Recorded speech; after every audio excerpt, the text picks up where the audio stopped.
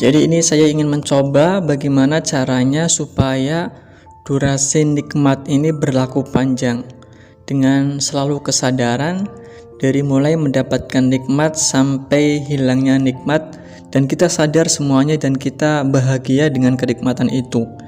Itu yang menjadi pemikiran. Jadi sehingga perlu ya dijadikan di tengah perjalanan itu dibikin terjalan seperti jalan tol yang mulus ya. Diperlukan terjalan setiap sekian kilometer supaya sopir yang menikmati jalan yang mulus itu tidak ngantuk.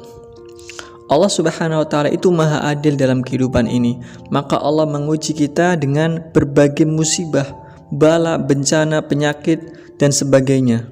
Itu adalah dalam rangka menyadarkan kita akan untuk memperpanjang masa durasi itu.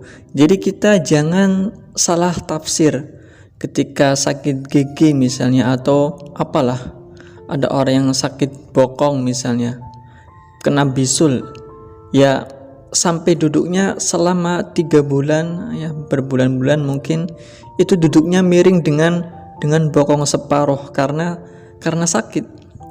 Sejak ia mendapatkan bisul di bokongnya, ia sadar bahwa ia punya kenikmatan bokong, betapa nikmatnya, seperti bantal permanen, duduk di mana saja terasa empuk. Sakit mata juga sama. Setelah kita sakit mata, kita baru sadar punya mata. Selama kita tidak pernah sakit mata, kita tidak akan bersyukur kepada Allah. Itulah makanya firman Allah Subhanahu wa taala, وَلَنَبْلُوَنَّكُمْ بِشَيْءٍ مِنَ الْخَوْفِ وَالْجُوعِ وَنَقْصٍ مِنَ الْأَمْوَالِ وَالْأَنْفُسِ وَالثَّمَرَاتِ وَبَشِّرِ الصَّابِرِينَ. Sungguh akan kami uji mereka dengan sedikit ketakutan dan rasa lapar dan kekurangan harta dan jiwa, dan berilah kabar gembira kepada mereka yang bersabar. Makanya ketika kita menghadapi musibah ya, musibah dalam hidup ini, yang dituntut kita adalah bersyukur dan bersabar. Jadi ada dua, ketika kita diuji dengan kenikmatan, jawaban kita adalah bersyukur. Ketika diuji dengan musibah, jawaban kita adalah dengan bersabar. Jadi antara sabar dan syukur adalah dua paket yang tidak bisa dipisahkan.